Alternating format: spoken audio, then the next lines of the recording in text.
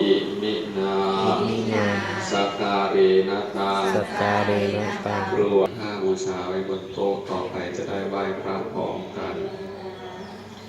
อะระหังสัมมาสัมพุทโธภะคะวา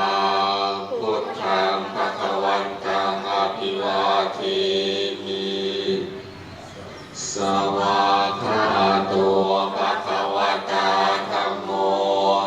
ธัมมังนามัสสามิสุปฏิปัน